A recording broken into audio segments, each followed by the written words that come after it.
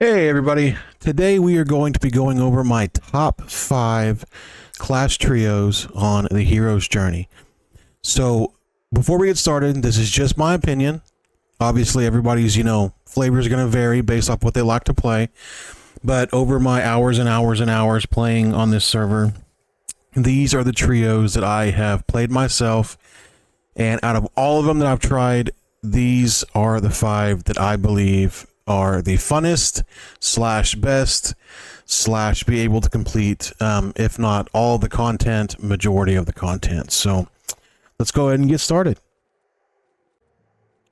So my number 5 on the list is going to be the Pet Cuck or Pet Trio, which is going to be Magician, Beast, Necro, Mage, Beast, whatever it may be, this trio itself. And I can guarantee you most people would have this trio up farther on the list. I personally just don't find this trio incredibly fun, is the only reason I have it lower on the list than it probably is on other people's. But that does not neglect the fact that this is an extremely powerful trio and also extremely expensive depending on what you're looking to get. So if you're wanting to be the best of the best, min-maxer, you're going to be, going for gold, all that kind of stuff. You're going to have to fill up 3 different bags of gear with all of the best in slot everything. I mean, we're talking the AUGs that you guys see in out of character and auction chat that are 300k a piece. You're gonna need a full set of those in your gear to make sure that your tank pet is going to be mitigating damage the best, and et cetera, et cetera, et cetera. But once you get there, this is an insanely powerful trio. Right now, the basis of what you're going to be normally doing when you're playing is what you're seeing right now, is running up as your pets just decimate stuff, which is why to me it's just not all that super engaging. That does not mean it's not going to be fun for you. It's a really good one if you're looking just to have, let's say you want to sit this guy on guard and have these guys around you just completely just smashing stuff overnight or whatever it may be. You can get a lot of AAE XP or level up your items, things like that. It's not super efficient just because obviously if let's say you're going to go take a nap or something, you are going to outpace your AAE XP and your item XP. So you can only do it for maybe one full 100 AAs or one item. But all in all, extremely powerful class. You're going to be set up with a lot of utility. So what I've got going right now is I've got my protection of Kaliv, and I've got my guard of, or I guess it's Kaliav. Both of these are going to give my main pet here some serious melee mitigation. So as you put these on, you'll just watch down here, and when it disappears, then you'll put on the other one. And for some reason it's not taking hold. Give me 1 second. Okay, I guess the other one was on already. But then you'll just kind of swap these back and forth. That basically makes your pet invincible until it takes enough damage. So both of these are phenomenal. You're going to have the full Beastlord line, which is going to give the additional Beastlord procs to haste, all of the above to all of your pets, not just the Beastlord. You're going to have the Mage line for your pet, which is going to be the additional burnout. That's hugely helpful. Now, as far as the heals go, you're going to stick with your Beastlord heals. That's going to be the healing of sorcerer is what you're going to be using at level 65. You get the best heal for your pets, the best haste for your pets, and you get to top it off with an additional haste that you can put on there just for the mitigation reasons from the Necro pet. So on top of all of that, you get the Beastlord AA for Howl of Spirit, which is going to add an additional 75 dex to each one of your pets, which obviously at that point, what dex does to your procking. You're going to have a lot more procs coming out. So if you've got your other 2 pets set up with augmenting for heals with the Cleric hammer, now you've got 2 pets busting out heals, healing your main pet, while your main pet has a siphon weapon on, sucking life back as well. So I'm pretty sure you can see the benefit of this. Now, as a Necro, you're going to start seeing something that was pretty recent, and that is as these things are coming up. So everything that you kill has the opportunity to resurrect as one of your pets. So now not only do you have the main 3 pets, you've got the additional pets that are going to come out of that AA from the Necromancer. So, I mean, whenever they've coined the term pet cuck on this server, that is exactly what it is. You literally stand by and watch your pets destroy stuff while you, I guess, just envy in the moment. So, we're going to go ahead and run in here and see if we can't take a piece of Valen or Talon. I don't remember which one this guy is. One of the two. And just kind of show what this guy does against like an actual boss.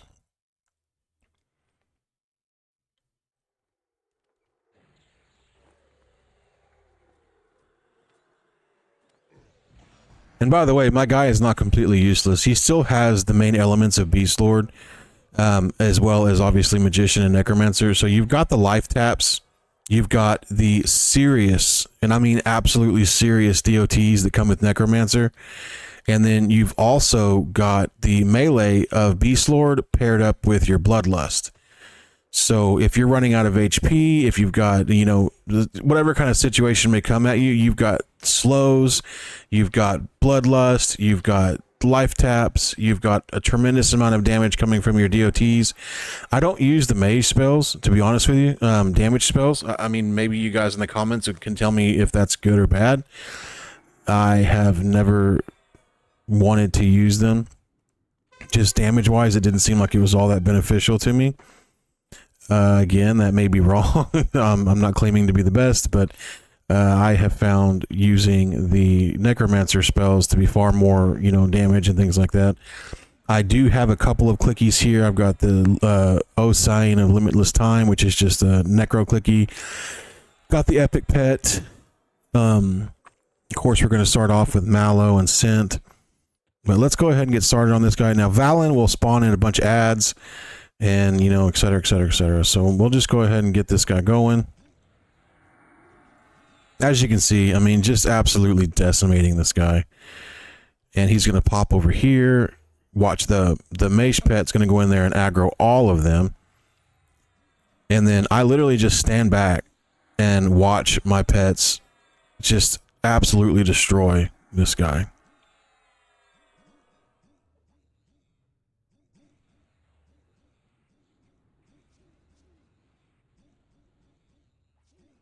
And you can watch his life over here. You know, it's popping, you know, and then it'll go down to 80, go down to 90, whatever it may be. But then it pops right back up because I've got 2 pets over here proccing the healing hammer, which isn't even a leveled up healing hammer. So it could be like 3 times the proc rate. And then this guy has got, I believe it's an enchanted, one of the axes, the Palladium axes. So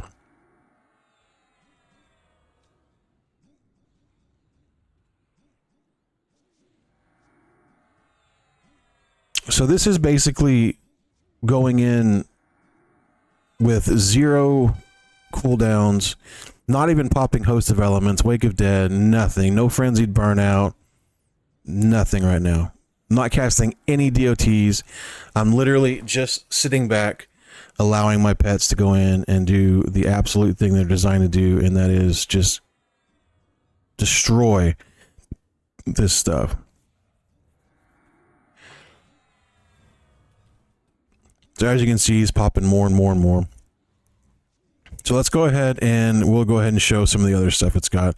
You've got Host of Elements, you've got Wake the Dead, Swarm of Decay, Army of the Undead, you've got Bloodlust you can use, Frenzied Burnout, Bestial Alignment, Spirit Frenzy, those are going to come with the Beastlord line, all of which are amazing.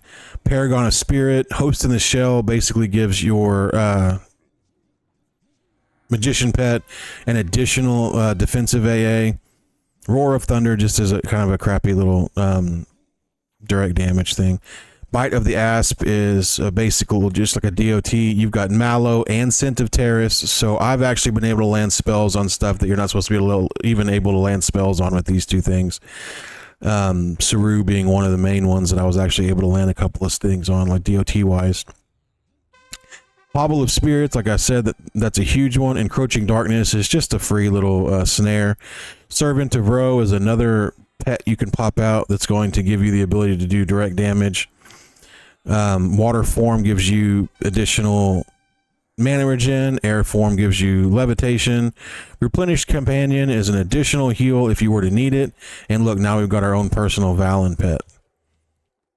So, I mean, honestly, the pet, or the class itself, incredibly powerful. Seriously, like, and not only is it powerful right now because I've got all the best gear in the world.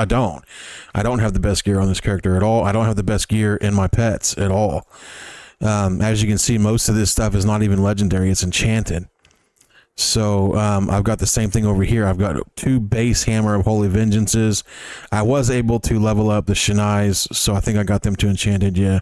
But most of all this stuff is enchanted, not legendary, and I don't have any of the Augs for damage deterrence. So this is literally kind of the base of the base when it comes down to this trio. And again, I would rank it much higher on the list. If it was just going for power, this thing would probably be number 2 for my opinion. But being that we're looking at what I consider to be the best and / the funnest trios, this is definitely going to be number 5. Just because it does have the capability to curb stomp some content. I just don't find it overly fun. So we'll head back to the bazaar and we will move on to our number 4 spot. All right, trailing in at number 4 is going to be the Paladin Monk Rogue. I will explain why this is number 4 here shortly, but in the meantime, let's talk about what's great about this trio. First off, starting off on this trio, you're going to have an amazing time in Lower Guck with your Slay Undead. You're going to have an amazing time in Vexar with your Slaying Dead. You're going to have an amazing time. Pretty much anything that is not living and doesn't take a breath, you are going to absolutely put in the ground before it even realizes what happened. It's a massive way to power level your character in the beginning with AAs. It's an incredible way to push levels out. And it's kind of a carefree way for you to go ahead and level up everything that you need to do with your items. As far as overall damage goes, this guy is not bad at all. He's really not bad. The only downfall I have with this guy is that whenever you get slow, like for example on Quorm, whenever he has multiple pets slowing you at the same time and it's just too much for you to sit, you can't cure through them all, because if you did, you wouldn't be able to do any damage anyways. You'd be standing there just curing the whole time. This guy heals either with a quick heal that you can run out of mana with, or based off his swings. So if you're not doing any damage, then your character is not healing. If you're not healing, your sustain goes out the window, and your sustain goes out the window, your character typically sees the loading screen. So that's the only downfall that I really have to this guy. I love being able to hide and sneak through all of the content. I absolutely love being able to not only backstab and assassinate things, but be able to slay undead at the same time. It even makes Plane of Time funner, because you can actually bypass a lot of the ads that come off of the gods, and of course a couple different sections. I think it's phase 3 or 4 that makes it go by pretty quick as well. So let me get some content going here for you guys to show you what this guy can do. And again, number 4 is the Paladin Monk Rogues. Give me one moment. All right, so we are going to do the same thing we did on the Magician, Necro Beastlord. We're going to be doing it the smart way, and that is with hide and sneak. With the Rogues hide, you can actually run past everything in the whole game. So we're going to show the difference in having to fight your way there and just cheese it. So we're just going to haul through here. And when we get up here, I'll touch base on some great things about this trio that we haven't already talked about. So one of my favorite things about this is I absolutely love a sword and board guy. I think that a lot of games out there, they always put a huge emphasis on like making damage, like obviously a huge thing, especially for tanks. And EverQuest kind of, you know, they wanted to have these amazing two-handers. They wanted to have all this kind of stuff for the Paladin SK. but it took away from what I thought would really make the Paladin and SK shine versus the Warrior, and that was Warriors were always seen dual wielding, and the Paladin and the SKs were always seen either with a two-hander or with their sword and board. But I wanted more sword and board. I just see a Paladin and I see an SK as a sword and board thing. So Paladin has an AA that's called Shield Specialist, and with this AA maxed out, you are going to have 20% more damage with your primary weapon per rank. So with 5 ranks, 100% more base damage you're going to be hitting with your sword as long as you have a shield on.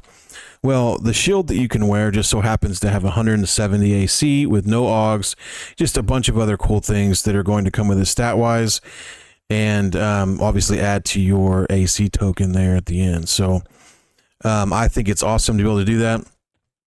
And I feel like that was a huge bonus to being able to have like a Paladin class to do that. So one thing we're going to do is we'll get our poison snapped up here. We'll get all of our buffs going. Just little clicky things. And the Hopebringer, which is like the go-to Paladin weapon, actually has built-in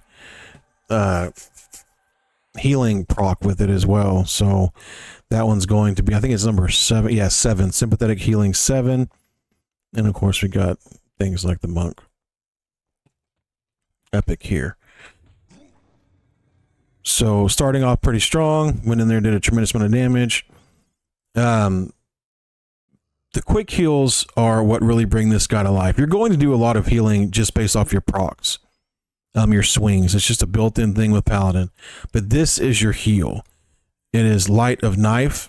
This thing is a huge heal. As you can see, I just did over almost 5,000 heal right there, and that wasn't even counting the actual sympathetic heal. And I've got another one that can do a heal over time called Supernal.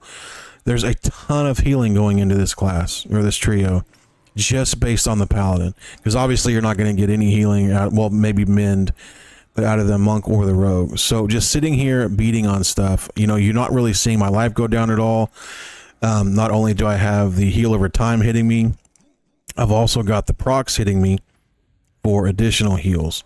So even with all of these Valenzex just sitting here just like smashing my head, I'm not really seeing any kind of initial worry, no palms sweaty, nothing like that. You're doing just fine. This guy also will have additional cures. He will have, let me see, I think that I've actually got a item now for that as well. Yeah, Black Flame Sphere. This thing does some cures as well, but this guy's healing is crazy. The only downfall I would say to the Paladin's healing that he can cast is that, you know, obviously you have to take mana into consideration. That is like, I guess, the only downfall. And that's not really even a downfall. I think that it's kind of understood that if you're casting spells, it's going to use mana. So as long as you can put yourself in a position to where your mana percentage is above their HP percentage, you're not going to lose the fight, which I feel like is a really awesome thing for the Paladin. Like I said, besides Quorum, I don't have any issue out healing pretty much any damage that anything's doing to me, including Plane of Time. So I have had this character semi-tank Zeb. I had another guy that we were kind of swapping aggro back and forth. It didn't do too bad, but in the same sense, I also didn't, I don't have any of the additional augs, nothing like that. I'm not a min-max grinder. I don't want to do the exact same thing every single day, so I just don't. I'm sure that if I went and, you know, did the sleeper every single day and did Seb or what was his name, Saru every single day, it'd be different. I just don't. But yeah, as you just saw, I'm literally just running my face against the keyboard, and the Paladin was able just to smash Valenzex. So I think I did one heal over time. Awesome character, very good trio. Does have some downfalls. Like I said, you don't have any way of doing real magic damage, like at all. So if you run into something where it slows you, or you're in a position to where, you know, you're not able to proc your heals and you're having to spend all of your time either curing yourself or whatever it may be, that kind of puts you in a false position to be strong. But other than that, very, very strong class. And again, you will cut through undead like butter. And it doesn't matter what rank they are. I mean, if they're undead, you're going to make them disappear, which is really, really cool. Especially if you like seeing big numbers, you're going to be doing, 40, 50,000, damage swings. Really, really nice. But, okay, well, now we're going to move on to number 3. So let's head back to the bazaar and we'll start over there. Coming in hot at number 3 is going to be SK Rogue Wizard. This is one of the characters I started with on the hero's journey. Incredibly powerful character. Obviously, whenever you're thinking about a wizard, you're thinking about big damage. But on Hero's Journey, whenever you can combine that wizard with 2 other classes, now you're not only combining big damage and the AAs for huge criticals, you're combining it with other classes that have their own unique spell sets that are now going to take advantage of the exact same thing the wizard's going to. So one of the things you're going to see based on that is a SK has life taps. Life taps take advantage of the exact same critical damage that wizard does. So now I've got a tiny little life tap that I just used. I think it's like a level 15 life tap that did a total of 9,000 damage, including the prismatic strike critical. So enormous damage that you're going to see pumped out by tiny little life taps. And this basically makes you invincible because you can cycle through these 2 life taps back and forth. And that's it. You're doing damage to them. They're not being able to damage through what you're doing. And that's it. Goodbye. Thank you for trying. See you later. So again, you've got the rogue in here for the utility of being able to skip through all the content you don't want to have to do. If you are one of those people that wants to grind the same, monster every day or whatever it may be, then this is huge. This is really, really huge. Having to go through and, fight my way through Sleeper's Tomb and stuff like that on the, Mage, Necro, Beast or whatever, it kind of sucks. And obviously at the end you can dismiss all of your pets and you can go down there and, feign death or whatever it may be. But this is way easier to me. And this guy also has another way to get out of trouble, which is Death Piece, which is just going to be the Shadow Knight Feign. But not only do your wizard stuff, it's going to obviously pump up your SK proc, which is Touch of the Cursed. But as you can see, that was a 10,000 crit rogue poison that also gets affected by... and that's another... I'm sorry, that was 15,000 rogue poison on that one, and that was a double proc. So just a ton of damage. Ton of damage. And SK is going to benefit from the exact same thing they just did for Necro, which is going to be able to allow you to summon up the pets that you kill to give yourself a little minion horde that is going to just absolutely destroy things as well. I like to look at it as an additional DOT.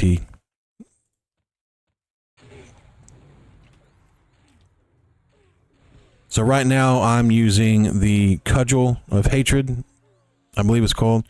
It is an SK weapon. Cudgel of Venomous Hatred, and I've got the Jagged Time Forged Blade. So both of them pretty good items. I don't know if they're the best anymore. They used to be really good. But let's go ahead and get started on Val and Zek here.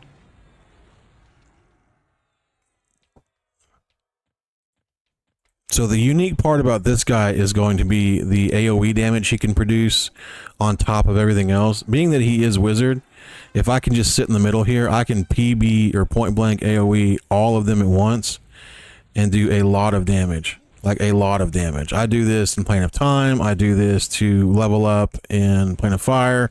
All kinds of stuff. It's just you can do a ton of damage. And if you've got the right gear going, you're going to have way reduced times on your stuff. So you're going to be pumping out this damage incredibly fast. The main thing you're going to be waiting for at this point is going to be your cooldowns on your damage spells. So we'll just get these going. And as you can see, I'm not even having to use my taps to heal. My Mortal Coil is actually healing me enough to get through, the damage here. But we'll go ahead and turn attack on and just keep going here. But I mean, you're just hitting everything here for just tons and tons of damage. I wish that Prismatic Strike would hit everything in the PB AoE, but I also know that's kind of asking for your cake and, you know, glass of milk and everything else involved. And but tons and tons of damage, huge proc potential. Wizard's awesome. I mean, you get teleports, you get the wizard AAs for damage, you get increased critical chances for your spells. You also get the critical damage is amplified tremendously. But we'll go ahead and go through a few other things here just to touch base. You are going to get, obviously, all of the SKAAs, which are going to be your Theft of Life, Touch of the Cursed, Touch of the Wicked, and you've got two different harm touches. One of them is a harm touch, does a lot of damage, obviously, that can be affected also by the critical. And Leech, which is basically a harm touch that adds a leech effect to it, that's going to provide you like a life tap at the same time. You've got tons, and I mean tons of additional cooldowns. Frenzied Devastation increases your crit rate. Prolonged Devastation, instant crit rate. Improved Twin casting with improved crit rate. Ward of Destruction kind of sucks. Druzel Harvest is kind of like mana coming back to you. And Volatile Mana Blaze is going to pump, I think it's like 25% or something of your mana into a mob. And I've seen this thing hit for 100k easy. So, just a really, really, really strong trio. Like, really, really strong trio. You've got all of the elements of tanking. You've got the additional attack and dual wield from Rogue. And then you're backing it up in the back with the Glass Cannon Wizard. So you've got your Glass Cannon element paired up with Plate Mail. Paired up with, you know, life taps and everything else. It's a kind of a crazy trio that you can do. This was my first character that I was able to clear time with before I got any of the gear for the other ones or anything else, because I wasn't able to do it with the other guys. I don't know if I just didn't have the gear or whatever it may be, but let's see if we can. This has been something that they came out with. I don't know if it's just something that I need to do on my end, but whenever they pop in the additional pets here, for some reason it keeps me in combat. So I don't know if that's something that they're working on fixing or, you know, whatever it may be. But anyways, we will pop over here as soon as this is over and we'll work on getting to number 2. The number 2 spot is going to be taken over by my Cleric, Bard, Enchanter. And it's going to be obvious why. This is a fun trio to play. Probably, if not the funnest, the second funnest, and obviously you'll see why my other character I feel like is even funner. But you're going to have all of the Bard repertoire, which is going to be all of the songs. You're going to have the ability to sing songs on this server, and then forget about it. Don't have to twist them or anything like that. And I'll show that here in a second. So we'll go through the same content we just did. The cool thing about Bard also, now, whereas you can't just invis past everything, you are going to be able to fade once you get the aggro.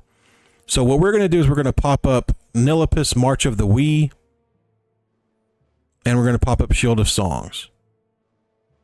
So with both of these active, you're going to have a huge damage shield. So, or not damage shield, I'm sorry, damage mitigation. So whenever thing's going to hit you, it's going to be just be completely blocked. So we'll run up here to this guy. And we'll just go ahead and turn around.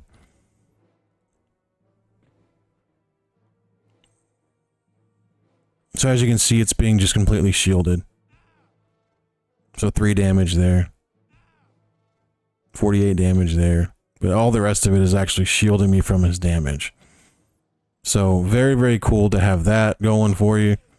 Damage-wise, as far as just straight melee damage, probably not going to be anything to write home about. It is a Bard. Obviously, it's going to be better than not having any physical damage at all.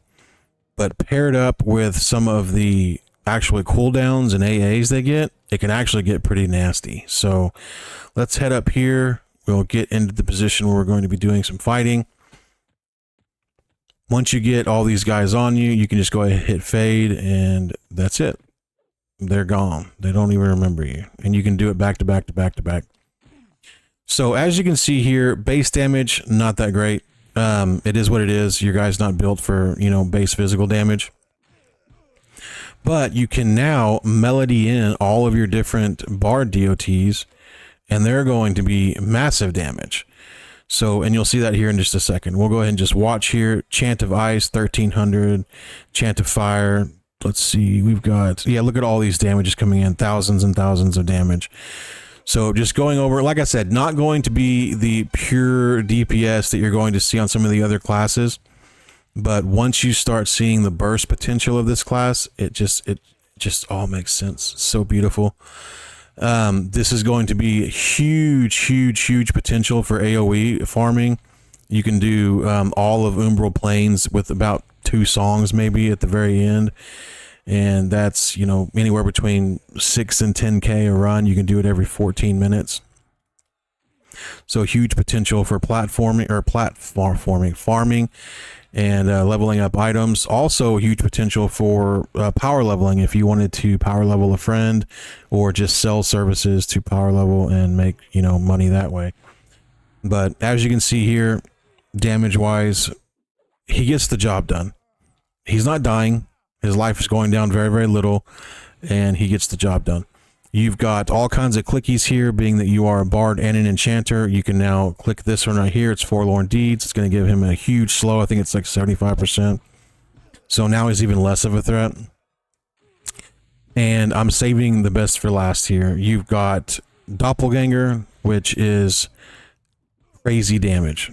Absolutely crazy damage. Now we're going to be doing this on the next mob we're doing. I wanted to kind of show you guys the actual physical damage of the bard.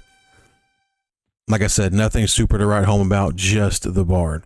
But when you pair the bard up with the other stuff, like let's just pop out our Doppels. Doppels are going to take aggro. They're going to cast all of your bard songs. And so you just sit back and watch your Doppels go to work. Really cool to do that. I think it's really cool to have Doppels too. They all look like you and they look really cool. But don't forget that in your trio is a cleric. So not only do you have access to all of the bard songs, the bard shielding, you know, the bard haste, the bard everything else, you've got access to the enchanter mind buffs, enchanter Mez, and obviously the different blurs, things like that. All that stuff, slows, hastes, everything else, on top of having the best heals in the game, the best buffs in the game, the best heals over time in the game, and everything else. So really strong trio, extremely fun trio to play. So we'll go ahead and go in here and we'll just get this guy popped up. We'll go ahead and do our little chants here. As you can see, not as fast getting this guy down as the other trios right in the initial part, but we're going to come over here and we're going to get these guys rounded up, and we are going to start popping some serious damage here in just a second. So with Bladed Song, you're going to increase your dual wield rate and you're going to add a pretty nasty proc to it. But the big damage on this class or trio is going to come from popping Illusions of Grandeur, Battle Frenzy, and using your Denon's Desperate Dirge. This is going to be doing insane damage. You can spam it back to back to back, and it's huge. With the increase of damage you're going to get from Illusions of Grandeur, the ability to have it crit every single time with Battle Frenzy, and the ability just to sit here and spam it is going to make, oh my gosh, it's crazy how much damage you can do. And to think that this actually used to be more damage is crazy. It really is crazy to think that this used to be even stronger than it is right now. But so as that runs out, you'll just head back to doing your basic stuff, pop out your Doppels, get your stuff going, hit your melody for doing your DOTs, popping those out, and just whittle things away.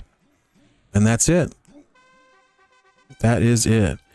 Now keep in mind also, you are a cleric in your trio, so you're going to be able to have the Hammer of Holy Vengeance. This thing is going to keep you alive.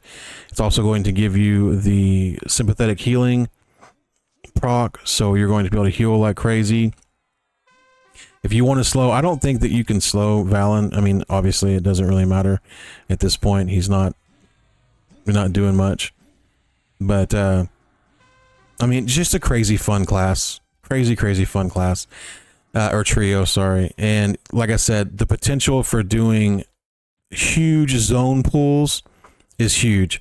Basically, you gather up every single or mob you can find, as long as they don't summon. And as they're coming to you, you just hit Death Dance, stand in the middle of them, hit Battle Frenzy, Illusions of Grandeur, and then just pop Denon's Desperate Dirge. That's it. Game over. They're dead.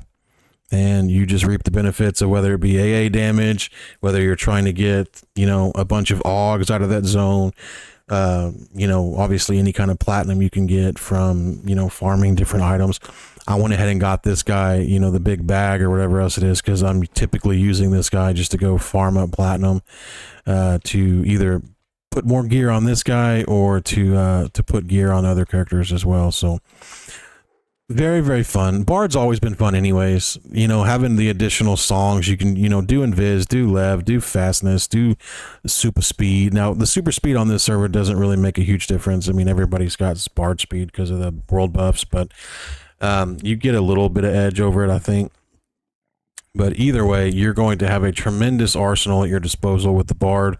You're going to supplement that with another arsenal from the Enchanter, and then top it all off with the survivability and just overall damage of not only the Battle Frenzy from the Cleric, but having the best buffs and heals in the game. So very cool trio. Again, number 2 in my book. So let's get up to number 1. All right, so the moment I have been waiting for is my number 1 pick for the hero's journey, for the best trio, funnest trio I've played, is going to be my Cleric, Monk, Beastlord. There are a lot of reasons why this one is number 1. It's not even close at all. This is literally my favorite trio that I've played, that I've seen, that I've had anybody talk about. By far, I absolutely love it. All the stuff that it can do, the things that damage-wise, sustain-wise, heal-wise, everything-wise. So we're going to pop this guy into the same zone everybody else is in and just kind of show the differences that this guy's going to do.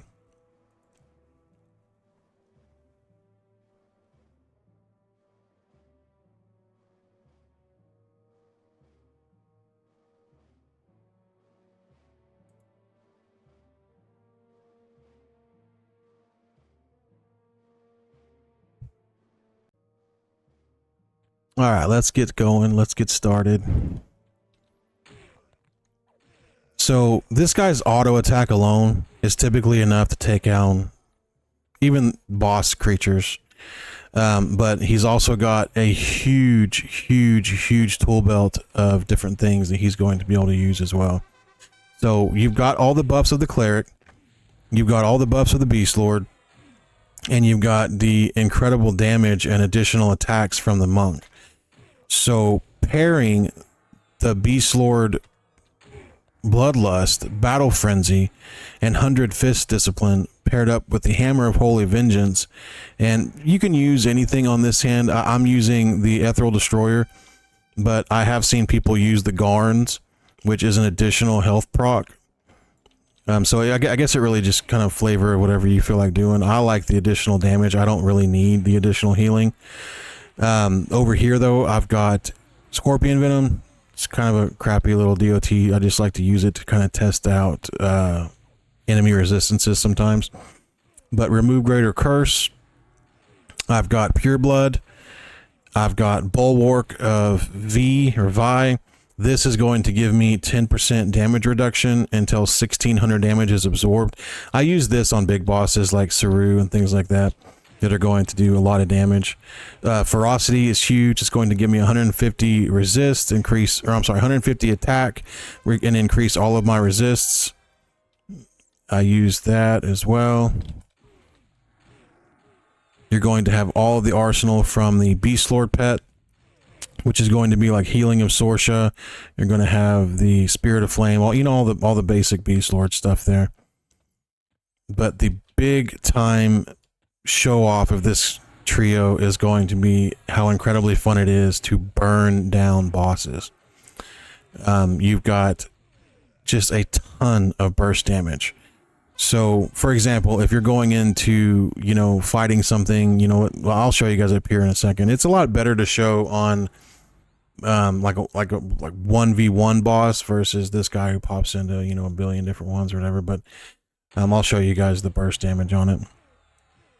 You basically go into it with Bloodlust. They fixed Bloodlust to where the cooldown, or I'm sorry, the actual activation now is the full 24 seconds. Instead of, you know, you popped it at the wrong time, you only got like 16 seconds or whatever it may be.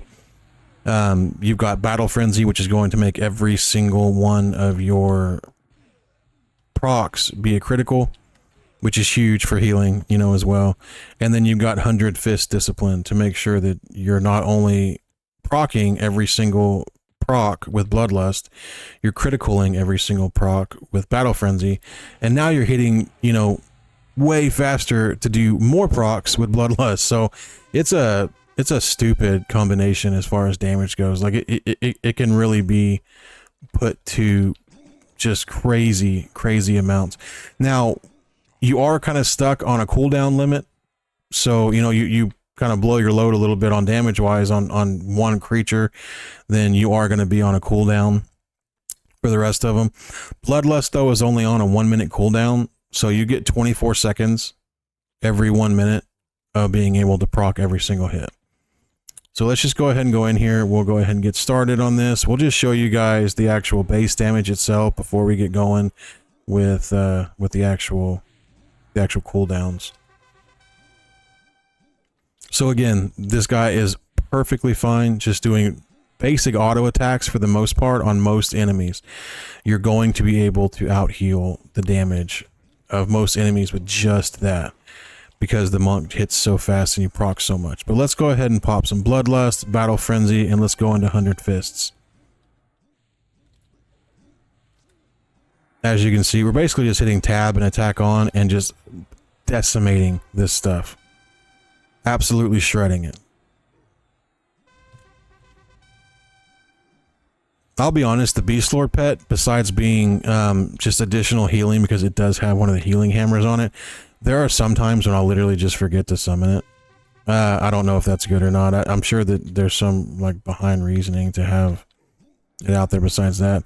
But I'm hoping that, you know, as we progress and, you know, obviously more expansions, things like that, that you're going to see the Beastlord pet progress more.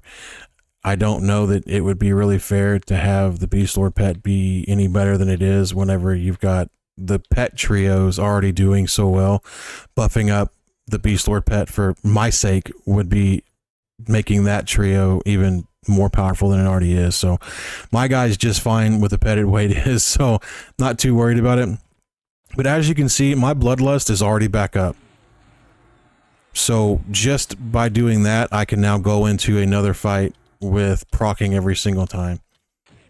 And I was able to, I mean, literally 3 or 4 shot Valens in that little scenario there with the Bloodlust and the Battle Frenzy. So it's just huge damage.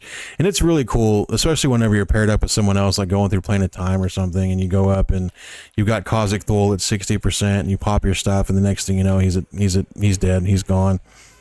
I think that the guy told me that I was pushing somewhere near 24k DPS, I think is what he said.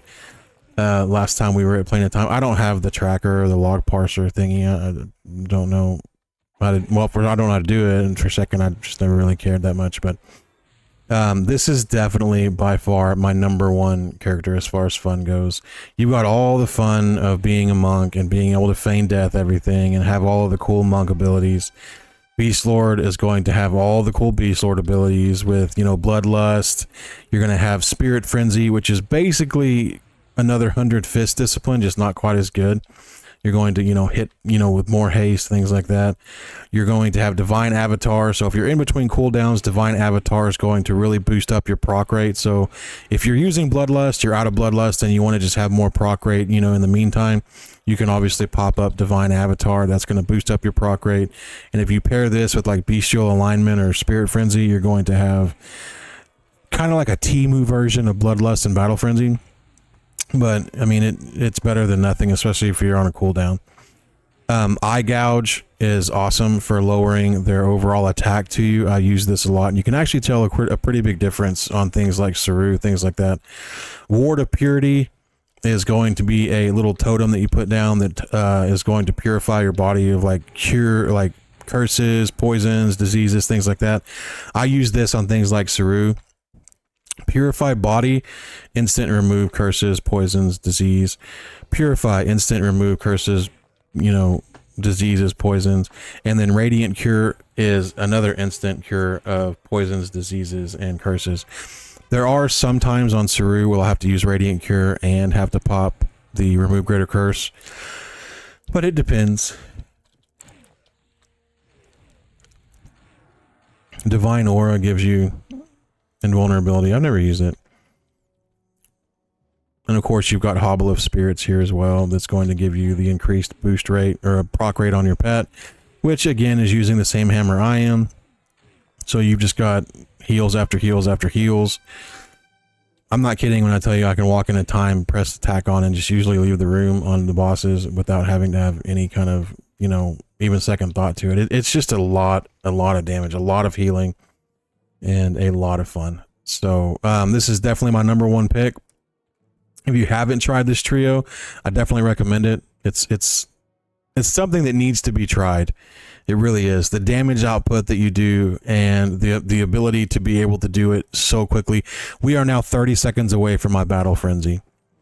So I can do that amount of just pump out raw damage again in 30 seconds, 20 seconds now. So by the time you typically get to the next boss you're going to be fighting, you're already ready to go. You're 100% ready to go. So just swap out 100 Fists with Bestial Alignment and Spirit Frenzy on whichever one is on cooldown, and just go into these, you know, bosses and these fights full tilt and just have a blast. So, and don't forget, you do have, you know, other awesome AAs you can put in there. Paragon of Spirit's great. Celestial Hammer's great. Celestial Regen is great.